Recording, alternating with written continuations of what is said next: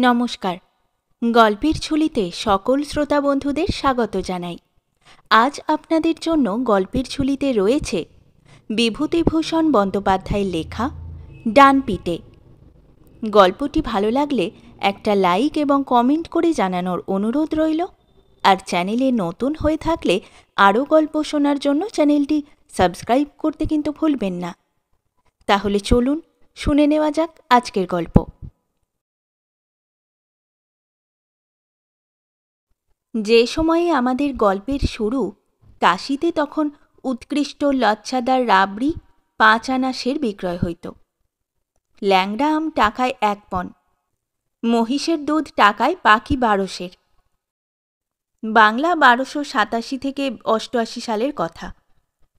কাশিতে তখন school college বেশি ছিল না, শহরের বসতি আরও ঘিঞ্জি ছিল। তেলের আলো জ্বলিত রাস্তায়, অত্যন্ত অপরিষ্কার ছিল শহরের অবস্থা। গাড়ি ঘোড়া ছিল কম।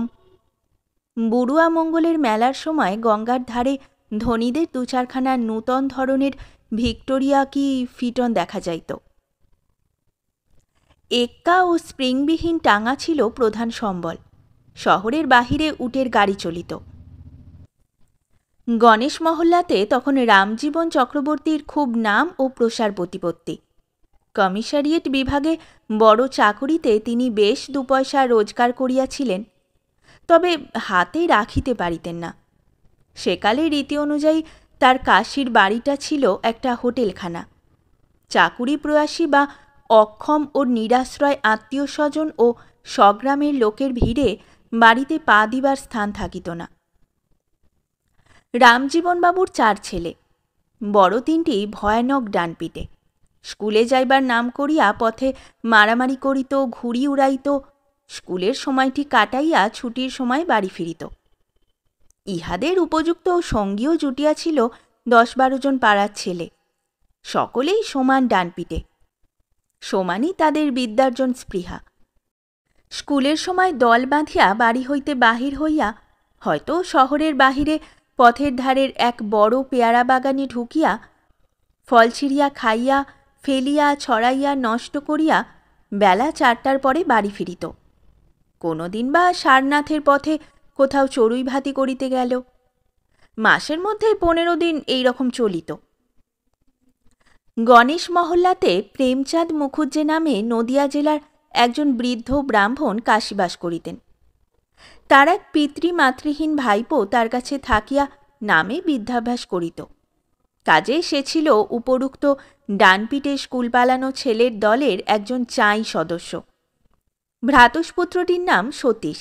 রং টকটকে গৌরবর্ণ, একহারা চেহারা, নতুন স্প্রিংয়ের মতো তার সমস্ত দেহের একটা দৃঢ় বাঁধুনি ও স্থিতিস্থাপকতা ছিল। নতুন নতুন বদমাইশি ফন্দি আঁটিবার বুদ্ধিতে ও সাহসে দলের সকলেই তার কাছে হার মানিত। ফলে এই দলটির লেখাপড়া যাহা হইবার হইল। তারপর যখন শখের থিয়েটারের ধুম কলিকাতা হইতে কাশী গিয়া পৌঁছিল, এদের দল কাশীতে নব আন্দোলনের প্রতিভু ও প্রাণস্বরূপ হইয়া মহা উৎসাহে নিজেরাই বড় বড় কাগজে শিন আঁকিয়া বেলের আঠা দিয়া জুড়িতে লাগিল। নিজেরাই স্টেজ বাঁধিল এবং ঘণ্টামার্কা সবেদার সাহায্যে রাজা উজির সাজিয়া নাটকাভিনয় শুরু করিল। বছর 5 পরে প্রেমচাঁদ মুখুজ্জের লীলাপ্রাপ্তি ঘটিল। গণেশ মহল্লার রামজীবনবাবুও গভর্নমেন্ট পেনশনের মায়া কাটাইলেন। তার ছেলেরা পৈতৃক অর্থ ভাগ বাঁটোয়ারা করিয়া লইয়া ভাই ভাই পৃথক হইল। সতীশ নিরাশ্রয় ও কপর্দক শূন্য অবস্থায় এখানে ওখানে ঘুরিতে ঘুরিতে জুটিল গিয়া নেপালে। নেপালে যে কি করিয়া সে দরবার হাসপাতালে কম্পাউন্ডারি পাইয়া চাকুরিতে ও চিকিৎসা ব্যবসায় 2 পয়সা রোজগার করিতে লাগিল, যে সতীশ ইংরাজি স্কুলের 3য় শ্রেণীর গণ্ডি 2-3 বছরেও ডিঙাইতে পারে নাই, সে কি করিয়া দুরূহ ইংরাজিতে লেখা ডাক্তারি বই আয়ত্ত করিয়াছিল, সামান্য বেতনের কম্পাউন্ডার হইয়া সে কিভাবে অবসর সময়ে রোগী দেখিয়া চিকিৎসা ব্যবসায় বেশ নাম করিয়া ফেলিয়াছিল, সেসব খবর দিতে পারিব না। কিন্তু প্র্যাকটিসে সে বাস্তবিকই সুনাম অর্জন করিল। বিশেষ করিয়া অস্ত্রচিকিৎসায়। ভালো ও নিপুণ অস্ত্রচিকিৎসকের যে যে গুণ থাকা দরকার, সাফ হাত, সাফ চোখ, সাহস, সতর্কতা, প্রকৃতিস্থতা, অবিচলিত বিচার বুদ্ধি, এসব গুণ তার ধীরে ধীরে বাড়িতে লাগিল, সঙ্গে সঙ্গে পসারও। সতীশ নেপালে আসিয়া স্থানীয় স্কুলের জনৈক শিক্ষকের কন্যাকে বিবাহ করিয়াছিল। শিক্ষকের নাম মৃত্যুঞ্জয়বাবু, বাড়ি নদিয়া জেলার মেহেরপুরে। 5 বৎসর অন্তর বৃদ্ধ পিতাকে দেখিতে একবার করিয়া দেশে যাইতেন। বিবাহের 2 বৎসর পরে বাংলা 1307 সালে তাহাদেরই সঙ্গে সতীশ বাংলাদেশে অনেককাল পরে ফিরিয়া আসিল এবং সর্বপ্রথম কলিকাতা শহর দেখিল। পৈতৃক বাসস্থান যে গ্রামে ছিল সেখানেও একবার গেল। বাংলাদেশে আসিয়া সতীশের মনে হইল, যে মায়ের মুখ সে ভালো মনে করিতে পারে না, ধোঁয়া ধোঁয়া অস্পষ্ট সামান্য একটু মনে পড়ে, যেন মেঘলা দিনের দিবানিদ্রার স্বপ্ন, সে মায়ের স্নেহ সারা দেশটাতে ছড়াইয়া পড়িয়া যেন সাগ্রহে তাহার প্রত্যাবর্তনের প্রতীক্ষায় পথ চাহিয়া বসিয়া আছে। গ্রামে আসিলে গ্রামের তো কেহ তাহাকে চিনিতেই পারে না, কারণ সে গিয়াছিল নিতান্ত ছেলেবেলাতে, 10-12 বছর বয়সে। পৈতৃক ভিটা খুঁজিয়া বাহির করিতে বেগ পাইতে হইল, কারণ এমন দুর্ভেদ্য বন জঙ্গলে ঢাকিয়া পড়িয়াছে যে বাহির হইতে চিনিয়া লওয়াই কষ্টকর। গ্রামের সকলেই আসিয়া ধরিয়া বসিল যে তাহাকে দেশে ঘরবাড়ি করিতে হইবে, এখানে বাস করিতে হইবে। ইহার মধ্যে প্রতিবেশীর পুত্রের উপর নিছক নিঃস্বার্থ ভালোবাসা ছিল না তাহা বলাই বাহুল্য। দেশে মোটে ডাক্তার নাই। সতীশের মতো একজন নামজাদা ডাক্তার গ্রামে বসিয়া প্র্যাকটিস করিলে গ্রামের লোকের সুবিধা বড় কম নহে। চক্ষুলজ্জার খাতিরে অন্তত গ্রামের লোকের কাছে সে তো আর ভিজিট লইতে পারিবে না। সেবার সতীশ ভিটার মায়া কাটাইয়া ফিরিয়া গেল বটে, কিন্তু দেশের মায়া তাহাকে পাইয়া বসিয়াছিল। পরের বছরই সে পুনরায় শীতকালে ছুটি লইয়া গ্রামে ফিরিয়া পৈতৃক ভিটার বন জঙ্গল কাটাইয়া টিনের ঘর তুলিয়া ফেলিল। ছুটি ফুরাইলে আবার কর্মস্থানে ফিরিল সেবারও। কিন্তু দেশের মায়া একবার পাইয়া বসিলে তাকে কি ছাড়ানো সহজ? চন্দ্রগিরি উদয়গিরির দুর্গম গিরি সংকট পার হইয়াও নদিয়া জেলার ক্ষুদ্র গ্রামের ডাক নেপালে গিয়া পৌঁছিয়াছিল। পরের বৎসর সতীশ চাকুরিতে ইস্তফা দিয়া স্ত্রী পুত্র সহ দেশে আসিয়া বসিল ও গ্রামে প্র্যাকটিস শুরু করিল। সে আজ 32 বৎসর পূর্বের কথা। তখন অলিতে গলিতে এমবি পাস ডাক্তার হয় নাই। আজকালকারের মতো পাশ করা ডাক্তার খুঁজিয়া মেলানো দুর্ঘট ছিল। নিকটবর্তী নরহরিপুরের বাজারে তখন যাদুরাম শ্যাকরা ছিল দেশের মধ্যে বড় ডাক্তার। যাদুরাম বাদে একজন মুসলমান হোমিওপ্যাথ, একজন কবিরাজও ছিল। ইহারা গেল প্রবীণের দলে। তরুণের মধ্যে কানাইলাল রায় কলিকাতা হইতে কিসের একখানা সার্টিফিকেট আনিয়া ডাক্তার সাজিয়া বসিয়াছিল। সতীশ আসিয়াই প্র্যাকটিস জমাইয়া ফেলিল। সে উপরোক্ত হাতুড়ে দলের অনুকরণে নরহরিপুরের বাজারে ডাক্তারখানা খুলিয়া আধহাত লম্বা হরফে নিজের নামের সাইনবোর্ড ঝুলাইল না, বা রোগীর বাড়ি আসিয়া স্থানীয় অন্যান্য ডাক্তারদের নিন্দাবাদ করা অভ্যাস করিল না। গ্রামের বাড়ির একখানা ঘরে ঔষধ রাখিত, আলাদা ডিসপেন্সারিও ছিল না। রোগীরা আসিয়া বসিত সতীশের বাড়ির সামনে বটতলায়। তাহাদের বসিবার স্থানের পর্যন্ত কোনো ব্যবস্থা ছিল না। কিন্তু এসব সত্ত্বেও সতীশের বাড়ির সামনে বটতলায় রোগীর ভিড় দিন দিন বাড়িয়া চলিল। দিনরাতে স্নানাহারের সময় নাই। 7-8 ক্রোশ দূরের গ্রাম হইতেও রোগী দেখিবার ডাক আসিতেছে। গরুর গাড়িতে রোগী দেখিয়া বেড়াইতে বেড়াইতে সতীশ হাঁপাইয়া পড়িল। প্রতিদিন সকালে নিজের বাড়িতে গড়ে 3-4টা সার্জিক্যাল কেস লাগিয়াই আছে। ব্যাপার দেখিয়া যাদুরাম একদিন কানাই ডাক্তারকে ডাকিয়া বলিল, এত রুগী এদেশে ছিল কোথায় এতদিন হে? গত 20 বৎসরের মধ্যে যদু ডাক্তার এত রোগীর ভিড় কখনো দেখে নাই এ অঞ্চলে। বেগতিক বুঝিয়া কবিরাজটি একদিন জিনিসপত্র বাঁধিয়া অন্যত্র সরিয়া পড়িল। কানাই দর্জির দোকান খুলিবার জন্য সুবিধামতো দোকান ঘরের সন্ধান করিতে লাগিল। জাদু শ্যাকরার অন্য কোনো উপায় ছিল না এই বয়সে। আগেকার ২-৫টা বাঁধা পুরনো ঘর ও পূর্ব সঞ্চিত সামান্য কিছু টাকার জোরে কোনো রকমেই টিকিয়া রহিল মাত্র। সতীশের ২টি ছেলে ও ছোট একটি মেয়ে। মেয়েটির হঠাৎ একদিন ভয়ানক জ্বর হইয়া পড়িল। নিজের বাড়িতে নিজে চিকিৎসা করা যায় না বলিয়া সতীশ যাদুরাম শ্যাকরাকে ডাকাইল। যাদুরাম দেখিয়াই বিষণ্ণ মুখে বলিল, তাই মুখুজ্জে মশাই, এ তো ভয়ানক রোগ। আপনিও বোঝেন, আমিও বুঝি। এ রোগ তো এখানে সারবার নয়। এখন অন্য সবাইকে তফাত করুন, ছোঁয়াছুঁই না হয়। ডিপথেরিয়া বড় সাংঘাতিক ব্যাপার কি না? যাদুরাম প্রাণপণে কদিন দেখিল, কিছুই করা গেল না। তৃতীয় দিনে মেয়েটি মারা পড়িল। এই ব্যাপারের পর হইতে সতীশের স্ত্রীর সামান্য মস্তিষ্ক বিকৃতি ঘটিল। আপন মনে বকুনি, ইহাই দাঁড়াইল উপসর্গ। নয়তো অন্য সব দিকে কোনো অপ্রকৃতিস্থতার চিহ্নও নাই।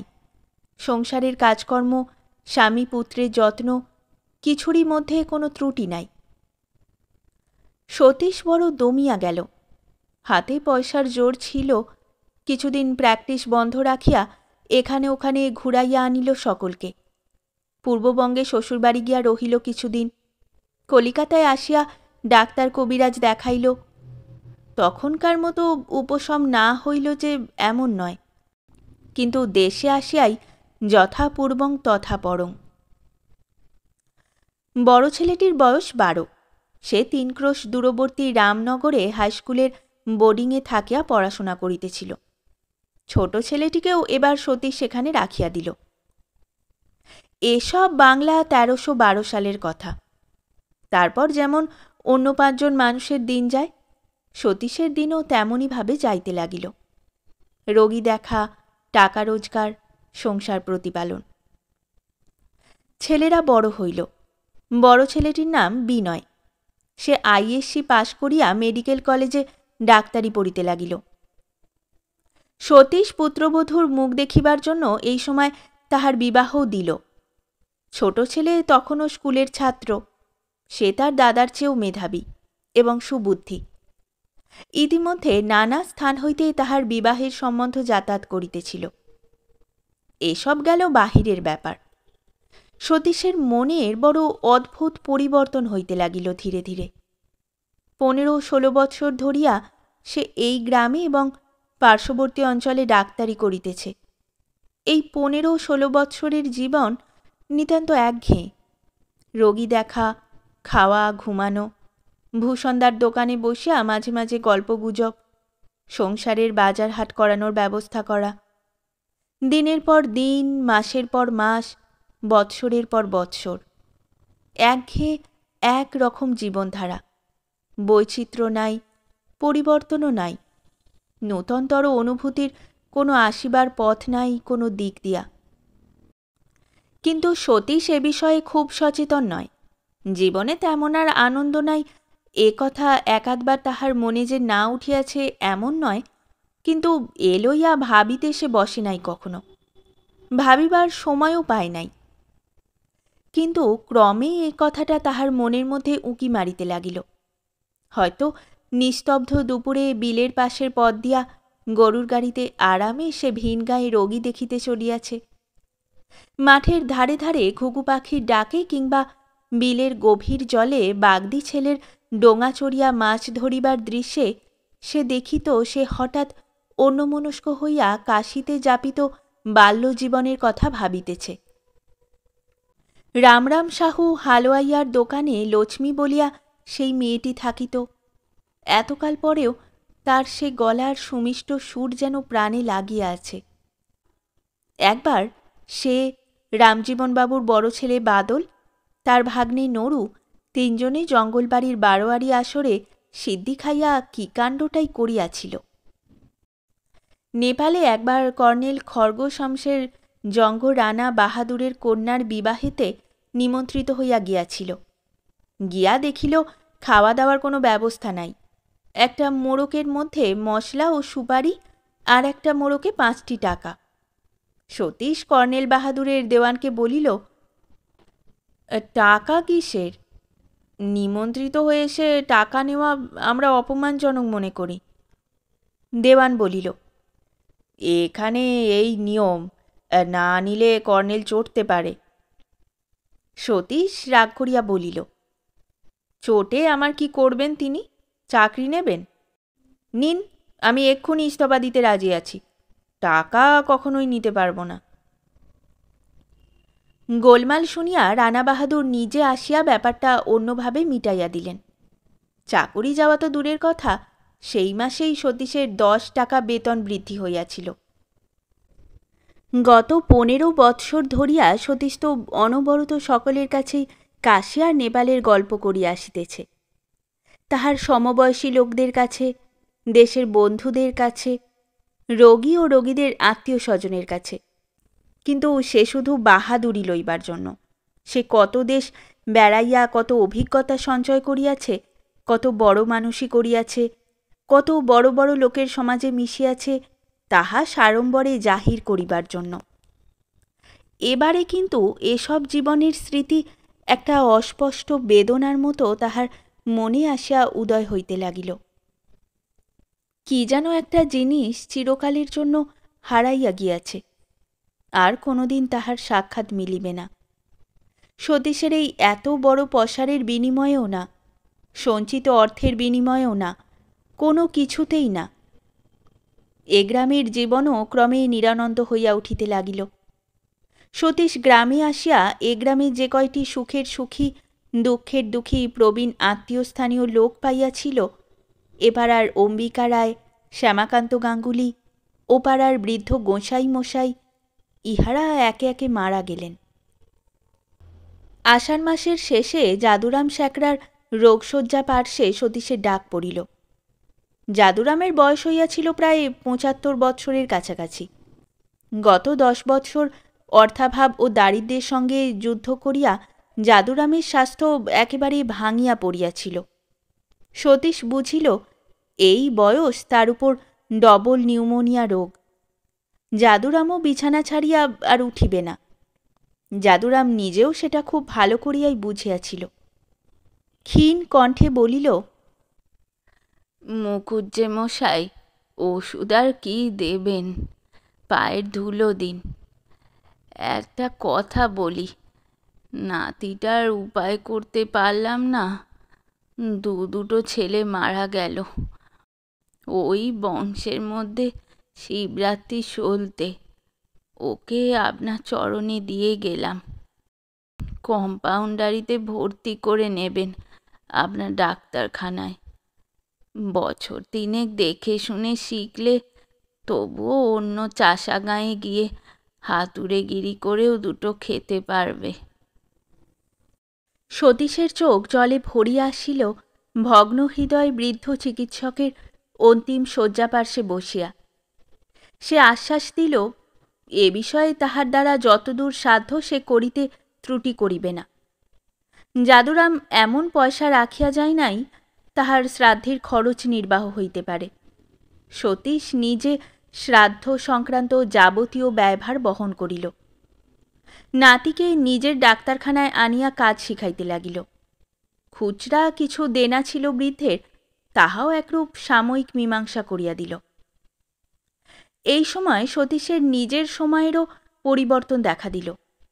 ছোট ছেলের কলেজের খরচ, বড় ছেলের ডাক্তারি পড়ার খরচ, এদিকে কি জানি কেন রোগীর সংখ্যা কমিতেছে। স্থানটা কি হঠাৎ স্বাস্থ্যনিবাস হইয়া উঠিল নাকি? সঞ্চিত অর্থে ক্রমশ হাত পড়িতে লাগিল, এবং সাধারণত যাহা ঘটিয়া থাকে, একবার সঞ্চিত অর্থে হাত যখন পড়িল, সে হাতকে আর গুটানো গেল না। বৎসরের পর বৎসর ক্রমশ খরচ বাড়িয়াই চলিয়াছে। আয় তেমন নাই। হাতের টাকা নিঃশেষ হইতে এ অবস্থায় কতদিন লাগে? সতীশ অমানসিক পরিশ্রম করিতে লাগিল। আর 2 বছর, বিনয় মানুষ হইলে আর কিসের ভাবনা। এ অঞ্চলে এমবি পাশ করা ডাক্তার কটা আছে? কখনো যেসব গ্রামে 10 টাকা ভিজিটের কমে সতীশ যায় নাই, এখন 4 টাকা লইয়াও সেখানে যাইতে হইতেছে। নিজে দুধ খাওয়া ছাড়িয়া দিল, বাড়ির চাকরকে জবাব দিল। খরচ কম পড়িবে বলিয়া স্ত্রী ও পুত্রবধূকে কলিকাতায় পাঠাইয়া ছেলেদের বাসা করিয়া দিল। নিজে দেশে হাত পুড়াইয়া রাঁধিয়া খাইয়া এবং সারাদিন টোটো করিয়া গ্রামে গ্রামে রোগী দেখিয়া যাহা পায় প্রতি সপ্তাহে কলিকাতার বাসাতে বিনয়ের নামে মানি অর্ডার করে। বিনয় এমবি পাশ করিয়া যুদ্ধে গেল। সতীশের দুঃখ ঘুচিল এতদিনে। গ্রামের মধ্যেও একটা সাড়া পড়িল না এমন নয়। এ অঞ্চলে এমবি পাশ করা ডাক্তার এই প্রথম। তাহার উপর বিনয় আবার গভর্নমেন্টের চাকরি পাইয়া সুদূর মেসোপটেমিয়া গিয়াছে। সেদিন নাকি ছোটখাটো একটি খণ্ডযুদ্ধে আরবদের গুলি বিনয়ের কানের পাশ কাটাইয়া বাহির হইয়া গিয়াছে। পয়সা কি এমনি হয়? বিনয় পত্রে এ ঘটনাটি বাবাকে জানাইয়াছিল। নরহরিপুরের বাজারে ভূষণ দায়ের পুরনো আড্ডাটি আর ছিল না, কারণ 15 বৎসর হইল ভূষণ মারা গিয়াছে। তবুও এ দোকানে ও দোকানে বসিয়া সতীশ গর্বের সঙ্গে পুত্রের চিঠি হইতে যতটুকু সে দেশের খবর পায় তারই সাহায্যে যুদ্ধের গল্প করে। সঙ্গে সঙ্গে বলে, কিন্তু আমাদের নেপালে যখন প্রাইম মিনিস্টারের বাড়ির সামনের ময়দানে প্যারেড হতো, তাতে আমরা যুদ্ধের কৌশল সবই দেখেছি। মেশিন গান ও তো আমাদের সময়ই প্রথমে নেপালে এলো, আমাদের কাছেও সব নতুন নয়। অর্থাৎ নেপাল ও সতীশের যৌবন ইহারা কাহারও কাছে পরাজয় স্বীকার করিবে না। সব ছিল নেপালে। 2-4 বার মোটা টাকার মানি অর্ডার পাইয়া সতীশ মহা উৎসাহে বাড়ি নতুন করিয়া তৈরি করিবার জন্য মিস্ত্রি লাগাইল। ছেলে বড় ডাক্তার হইয়া ফিরিয়া আসিতেছে, সাহেবী মেজাজ এখন তার। এ ধরনের বেমেরামতি পুরনো বাড়িতে থাকিতে তাহার কষ্ট হইবে। সতীশ ছেলের উপযুক্ত মতো বাড়ি পুনরায় সংস্কার করিতে অনেক ব্যয় করিয়া ফেলিল। এইখানে ডাক্তারখানা হইবে, এইটি ছেলের বসিবার ঘর, এইটি নাতিদের পড়িবার ঘর। হঠাৎ মেসোপটেমিয়া হইতে বিনয়ের পত্র আসা বন্ধ হইয়া গেল। 2-10 দিন করিয়া মাসখানিক কোনো খবর নাই। সতীশ অত্যন্ত ধৈর্যশীল।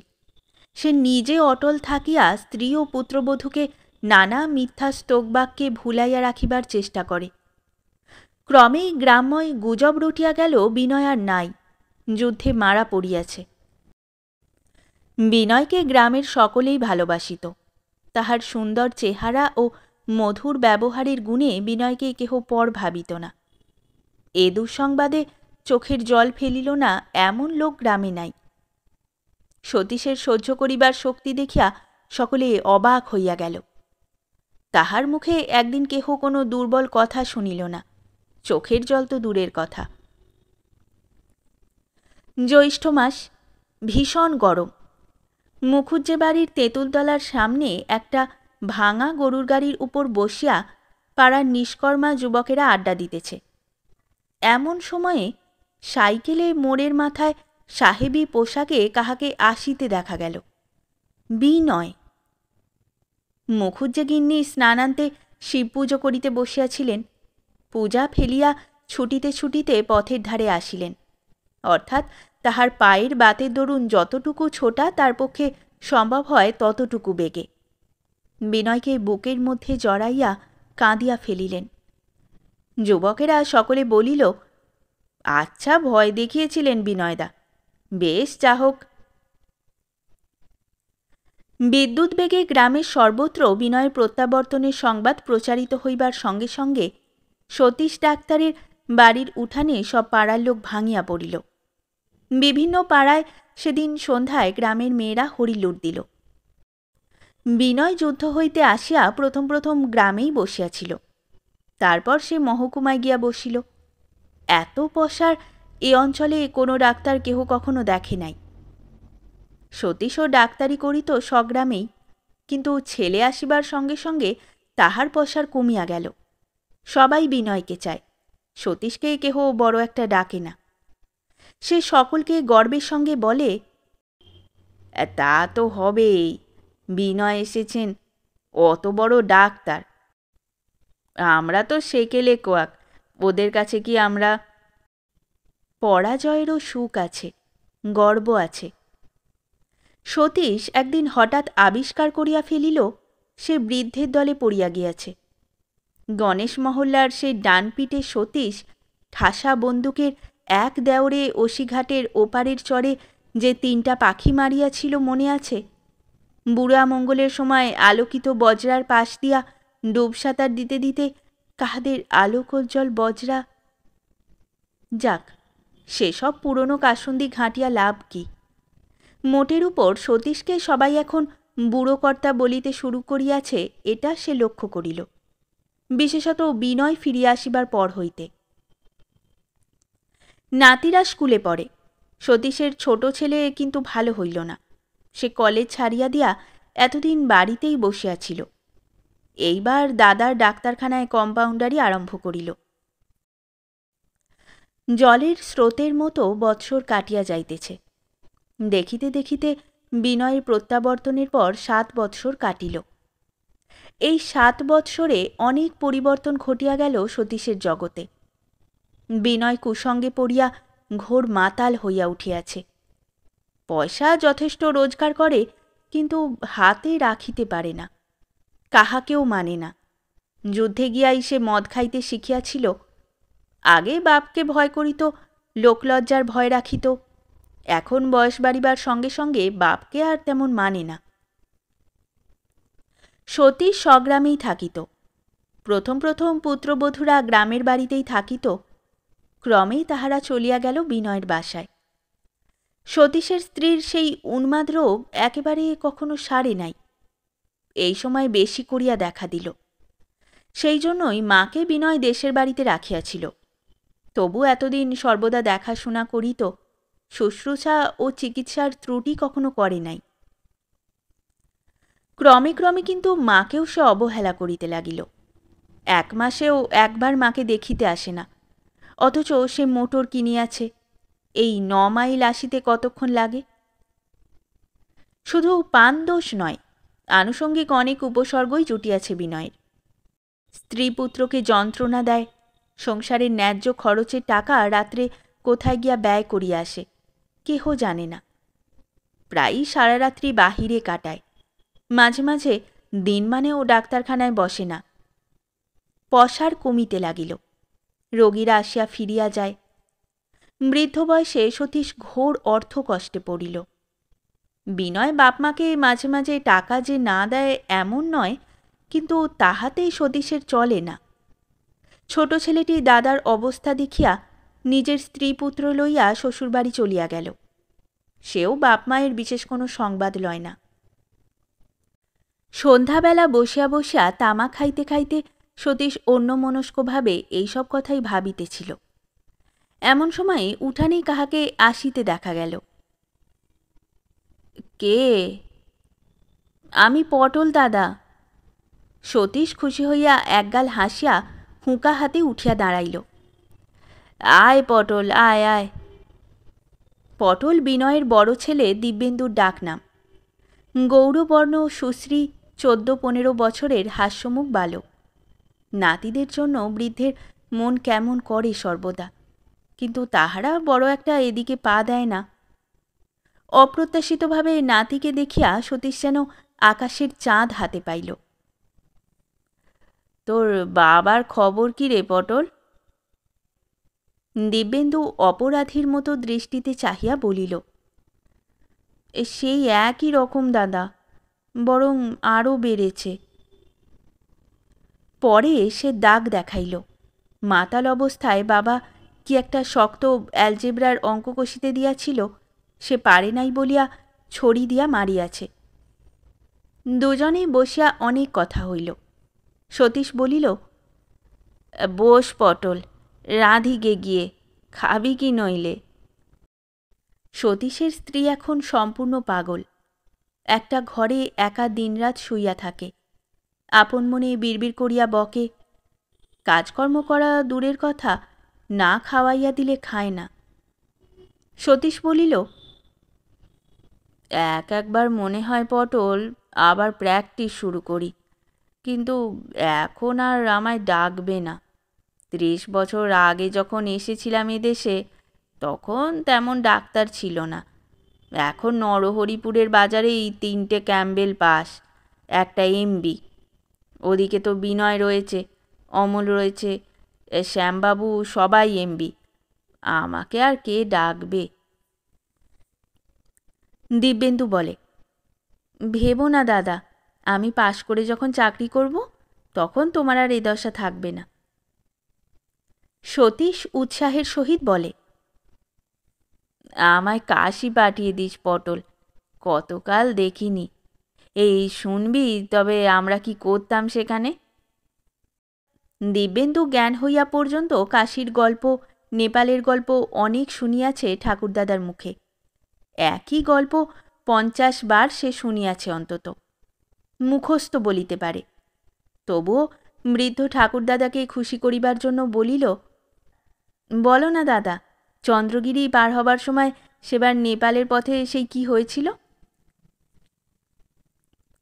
দিব্যেন্দু কখনো নেপাল দেখে নাই, কিন্তু ঠাকুরদাদার মুখে আজন্ম বর্ণনা শুনিয়া চন্দ্রগিরি, রত্নগিরি, রকশৌলের পশুপতিনাথের মেলা দৃশ্য এসব তাহার মানসপটে সুস্পষ্ট রেখা ও বর্ণে রূপ গ্রহণ করিয়াছিল। চোখ বুঝিলেই এসব যেন সে দেখিতে পায়। সকালে উঠিয়া দিব্যেন্দু চলিয়া গেল। সতীশ বলিল, তোর বাবাকে বলিস দেখি পটল, জুতো এই দেখ একেবারে নেই। স্যান্ডেলটা সেই তোর বাবার দরুন সেবার বাসা থেকে এনেছিলাম, তা ছিঁড়ে গিয়েছে। দিব্যেন্দু যাবার সময় বলিয়া গেল, এসব কথা আমি বলেছি বলো না যেন বাবাকে, তাহলে বাবা পিঠের ছাল তুলবে আমার। দিব্যেন্দু চলিয়া গেলে বৃদ্ধ আবার পুরাতন দিনগুলির স্বপ্ন দেখিতে থাকে। আজকাল হাতে কাজকর্ম একেবারেই নাই। এ ধরনের অলস জীবন সে যাপন করে নাই কখনো। আপন মনে বসিলেই সেই সব কথাই মনে আসে। গাঙ্গুলি বাড়ির আন্নাকালী দুটি কচি শশা হাতে পৈঠাতে উঠিয়া বলিল, গাছে হয়েছিল জ্যাঠাবাবু, মা বললে দিয়ায়। আঁচলের মুড়ায় বাঁধা কি একটা জিনিস খুলিতে খুলিতে বলিল, আর এই কটা। সতীশের মনের নিরানন্দ ভাব অন্তর্হিত হইয়া গেল। আগ্রহ উজ্জ্বল চোখে আন্নাকালীর আঁচলে বাঁধা দ্রব্যের দিকে চাহিয়া বলিল, কি রে ওতে, মটর ডালের বড়ি? বাহ বাহ, দে রাখ এখানে মা। সতীশ চিরকাল খাইতে ও খাওয়াইতে ভালোবাসে। আজকাল অভাবে পড়িয়া গিয়াছে, অমন উপার্জনক্ষম ছেলে থাকিতেও নাই। তাই গ্রামের মেয়েরা ভালো জিনিসটা বাড়িতে হইলে সতীশকে মাঝে মাঝে পাঠাইয়া দেয়। আন্নাকালী 14-15 বছরের সুন্দরী মেয়ে। উপরি উপরি 4টি কন্যার জন্মগ্রহণের পরে বাপমা পঞ্চম ও সর্বকনিষ্ঠ কন্যাটির ওই নাম রাখিয়াছিলেন। নামের সঙ্গে তাহার চেহারার কোনো সম্পর্ক নাই। সে হাসিয়া বলিল, আপনার হাতের সেই কলাইয়ের ডাল রান্না কখনো ভুলব না জ্যাঠাবাবু, মেয়ে মানুষে অমন রাঁধতে পারে না। সতীশ খুশি হইয়া উজ্জ্বল মুখে বলিল, কবে খেলি রে আন্না? আন্নাকালী ঘাড় দুলাইয়া বলিল, বারে এই তো ভাদ্র মাসে অরন্ধনের দিন। তারপর ঘরের দিকে চাহিয়া বলিল, জ্যাঠাইমা কেমন? ওই এক রকম, ওর আবার ভালো আর মন্দ। ওর জন্যই তো কোথাও যেতে পারিনি আন্না, নইলে কাশিতে গেলে একটা পেট চলে যায়। আর কাশিময় আমার বন্ধু বান্ধব, তা ওর অযত্ন হবে, ওকে দেখবে কে? সেই জন্যেই তো আছি আটকে, নইলে আমার আবার ভাবনা। এই শুনবি কাশিতে আমরা কি করতাম? তারপর কাশির গল্প আরম্ভ হয়। আন্নাও এসব গল্প ইতিপূর্বে শুনিয়াছে, কিন্তু গল্প শুনিতে সে ভালোবাসে, বিশেষ করিয়া জ্যাঠামশাইয়ের মুখে। সে রোয়াকের পৈঠার উপর বসিয়া পড়ে। কাশীর কথা হইতে কখন নেপালের কথা আসিয়া পড়িয়াছে দুজনের কেহই লক্ষ্য করে নাই। হঠাৎ আন্না উঠোনের দিকে ভীত চোখে চাহিয়া বলিল, জ্যাঠাইমা কোথায় বেরিয়ে যাচ্ছে যে? ধর ধর মা ধর, নিয়ে আয়। না জ্বালালে বাপু। আন্না দৌড়িয়া উঠিয়া গিয়া শীর্ণ দেহ রুক্ষকেশ বকুনিরত জ্যাঠাইমার হাতখানা খপ করিয়া ধরিয়া ফেলিয়া বলিল, এসো জ্যাঠাইমা, কোথায় যাচ্ছ? এসো। একেবারে ঘরের মধ্যে নিয়ে যা মা। না, আমার হয়েছে যত বিপদ। তা আন্না, কলাইয়ের ডাল রাঁধবো এখন মা। আজ দুপুরে আমার এখানে দুটো খাস এখন। পরের বছর হইতে বিনয়ের পসার একেবারেই কমিয়া গেল। 10-12 বছর আগের ব্যাপার আর ছিল না। এখন মহকুমা টাউনের উপর 3 জন এমবি। পানদোষ ও উশৃঙ্খলতার জন্য ভদ্র গৃহস্থের বাড়িতে তাহাকে কেহ আজকাল ডাকে না। তাছাড়া রোগীরা আসিয়াও ডাক্তারের দেখা পায় না। তাহার পর দেখা দিল পৃথিবীব্যাপী মন্দা।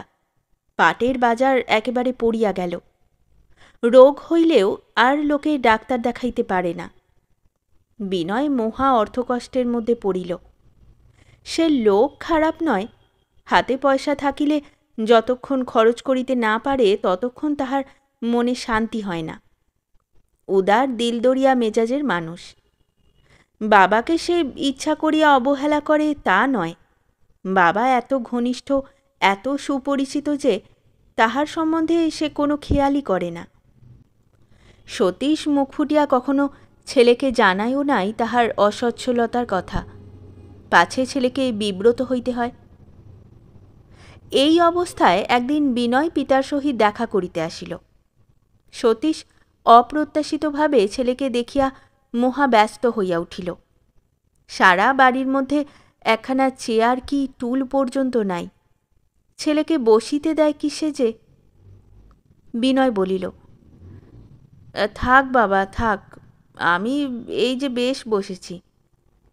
সতীশ ব্যস্ত সুরে বলিল, ওহ ঘেমে একেবারে। দাঁড়াও, একটু চা করে আনি। ভাড়াটে মোটরে এলে কেন? তোমার গাড়ি কোথায়?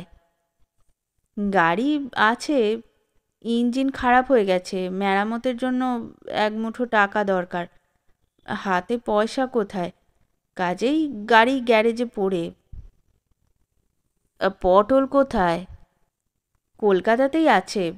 ওর পড়াশোনার যে কি করি, মেসে তো 1 গাদা টাকা খরচ, 3 মাসের মেসের দেনা বাকি, কলেজের মাইনেও 2 মাস পাঠাতে পারিনি।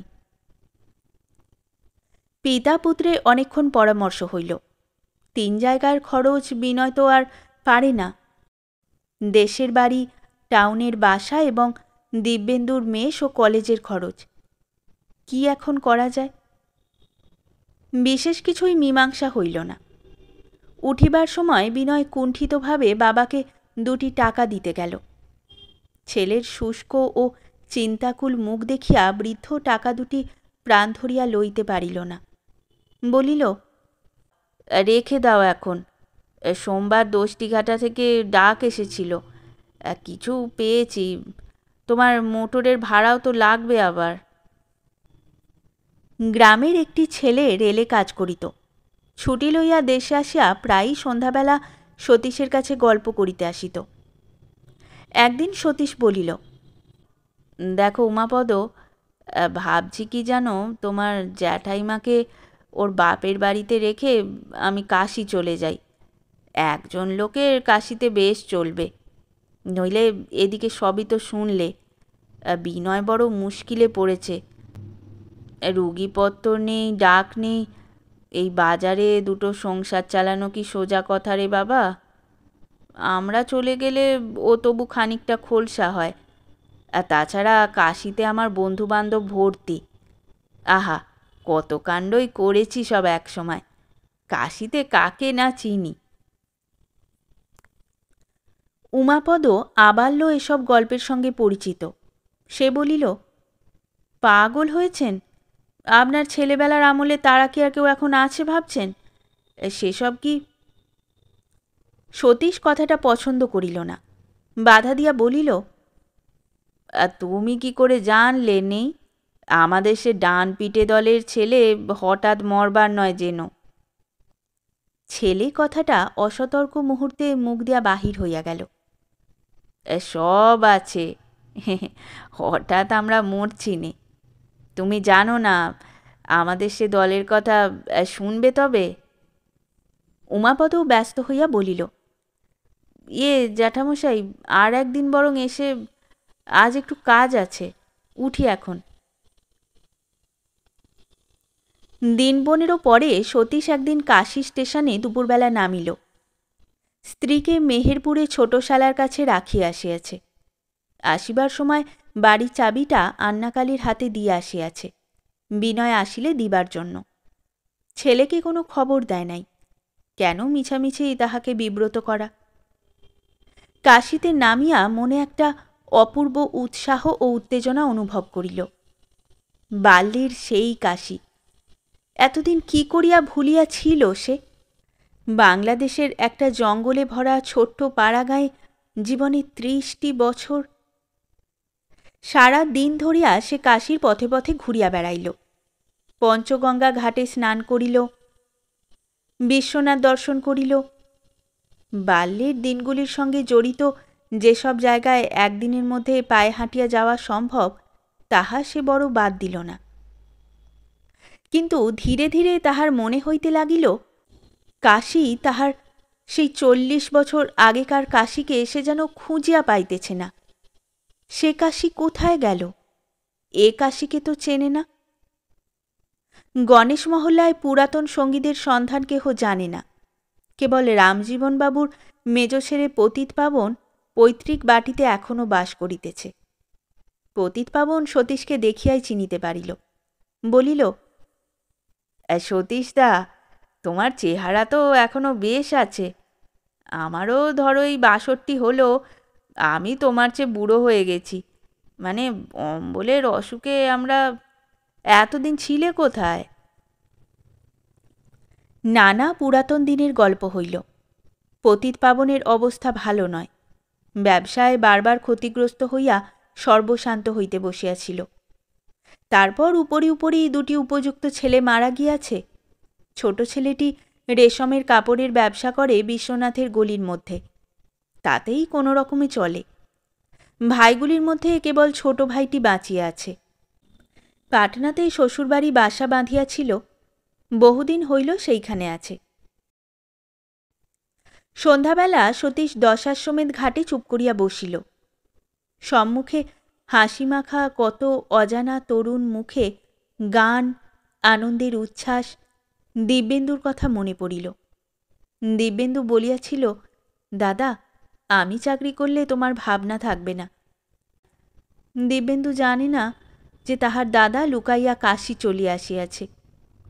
এই দশাশ্বমেধের ঘাটে এই সন্ধ্যাবেলা যেন প্রত্যেক বালককেই মনে হইতে লাগিল দিব্যেন্দু। দিব্যেন্দু না সেই 50 বছর আগেকার নিজে। আন্নাকালীর মুখ মনে পড়িল, যখন গরুর গাড়ির পাশে দাঁড়াইয়া ঘরে চাবিটা তার হাতে দিয়াছিল, সে সময়কার তার ছলো ছলো চোখ দুটি মনে পড়িল। না, সে ডানপিটে সে আর নাই। কাশীও তার কাছে আর কিছুই না। তার সেই কাশী হারাইয়া গিয়াছে। রাত্রে ঘুম হইল না কত রাত পর্যন্ত। শুইয়া শুইয়া ঠিক করিল সে ফিরিয়া যাইবে। আন্নাকালীর জন্য কৌটা লইতে হইবে। ছেলে মানুষ, খুশি হইবে এখন। দিব্যেন্দুর জামার উপযুক্ত খানিকটা সিল্ক পতিতপাবনের কাছে ধার লইয়া গেলেই হইবে, গিয়া দাম পাঠাইবে। ভালো পট, বৌমা ছবি ভালোবাসে। কিন্তু সকালে উঠিয়াই সে পতিতপাবনকে বলিল, তুমি একটা উপকার করো ভাই আমার, তোমার এখানে আর কদিন থাকবো। তুমি একটা বাজার সরকারি গোছের কাজ জুটিয়ে দাও দেখি আমায়। অভাবে রাঁধুনিগিরিতেও রাজি আছি, খুব ভালো রাঁধতে পারি, দেখে নেবে তারা। না, সে ছেলেকে বিব্রত করিতে ফিরিবে না। ছেলে পারিয়া উঠিবে কেন? শেষে কি দিব্যেন্দুর কলেজের পড়া বন্ধ হইবে? বৌমার গহনা বন্ধক দিতে হইবে? ছি, একটা পেটের জন্য কাশিতে আবার ভাবনা। শেষ হলো আমাদের আজকের গল্প। গল্প পাঠে এবং বিভিন্ন চরিত্রে আমি তৃষিতা। গল্পটি ভালো লাগলে লাইক এবং শেয়ার করে দেবেন, আর চ্যানেলে নতুন হয়ে থাকলে আরও গল্প শোনার জন্য চ্যানেলটি সাবস্ক্রাইব করতে কিন্তু ভুলবেন না। খুব তাড়াতাড়ি নতুন একটি গল্প নিয়ে ফিরে আসব। সকলে ভালো থাকুন, শুনতে থাকুন গল্পের ঝুলি।